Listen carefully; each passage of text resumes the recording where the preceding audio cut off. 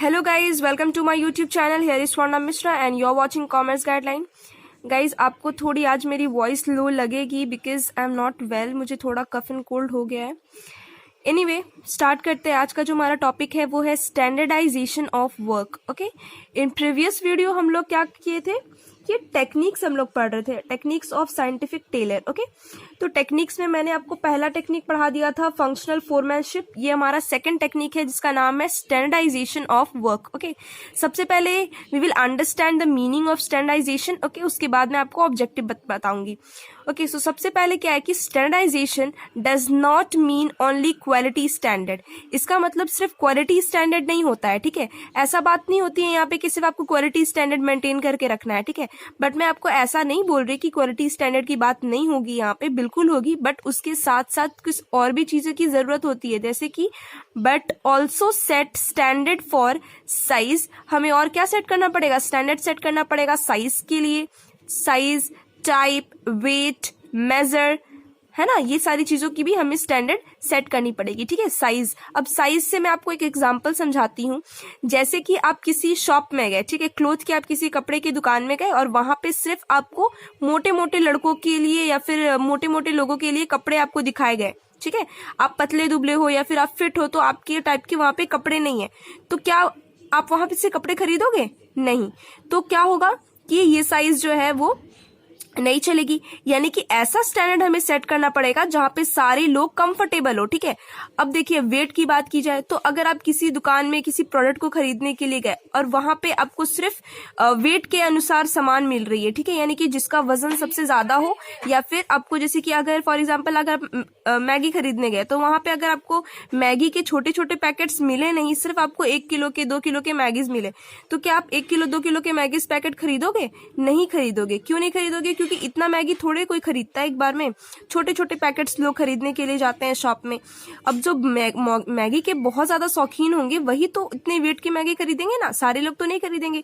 तो वही बात होती है कि ऐसा स्टैंडर्ड सेट करना पड़ेगा जिसमें कि size, type, weight and measure सब चीज एक्यूरेट हो, यानी कि बराबर हो, जिसमें सारे लोग कंफर्टेबल हो. Okay, standardization of product is possible if standard are maintained in selecting tools, equipment and machine. Standardization of product जो है वो कब पॉसिबल हो सकता है? जब हम लोग स्टैंडर्ड को मेंटेन करेंगे इन सिलेक्टिंग टूल्स. जब हम लोग अच्छी चीजें सिलेक्ट करेंगे, है ना, अच्छे टूल्स सिलेक्ट करेंगे, इक्विपमेंट अच्छे सिलेक्ट करेंगे, मशीन अच्छे सिलेक्ट करेंगे.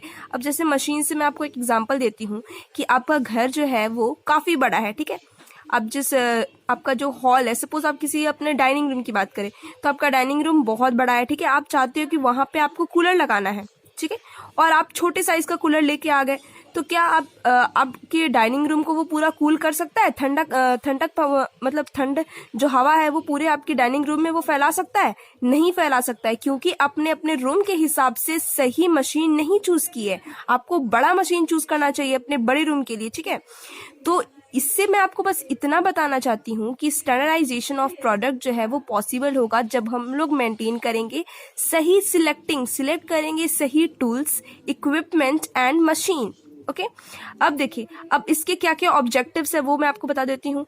To maintain quality standard. Okay, मैंने जैसे आपको बताया कि आपको क्या करना पड़ेगा? मेंटेन करना पड़ेगा क्वालिटी स्टैंडर्ड को.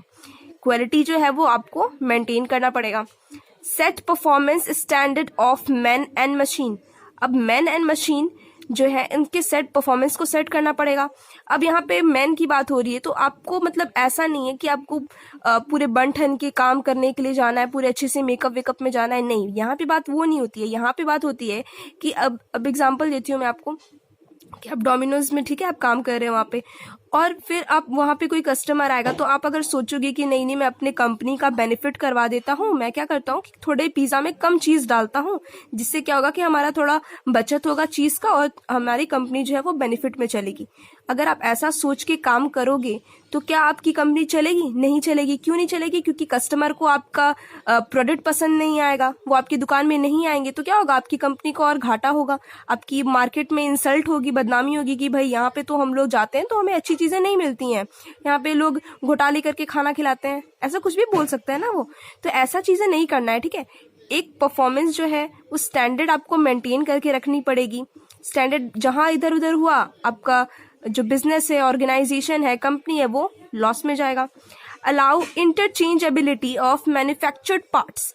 अब सी यहाँ पे क्या बात होती है कि आपको अलाउ करना है, अलाउ है जो इंटरचेंजेबिलिटी ऑफ मैन्युफैक्चर्ड पार्ट्स। अब जैसे कि जो मशीन्स होते हैं ना, कार होते हैं, तो कार के जो पार्ट्स होते हैं वो हम लोग एक कार से दूसरे कार में लगा सकते हैं ना, क्योंकि वो इंटरचेंजेबिलिटी है उसमें, एक कार से दूसरे कार में वो चेंज हो सकते हैं। तो ये सारी चीज़ें हैं आपको, जो मैं आपको स्टैंडर्डाइजेशन ऑफ वर्क में मैंने आपको एक्सप्लेन किया है। आई होप आपको ये वीडियो अच्छी लगी होगी और समझ आई होगी। आपको किसी भी तरह का कोई भी डाउट या क्वेरी हो तो आप मुझे कमेंट सेक्शन में कमेंट कर सकते हैं। मैं आपकी रिप्लाई के लिए ऑलवेज रेडी रहती हूँ, मैं ऑलवेज टाइम पे रिप्लाई देती हूँ। Okay, so till then stay fit and stay healthy.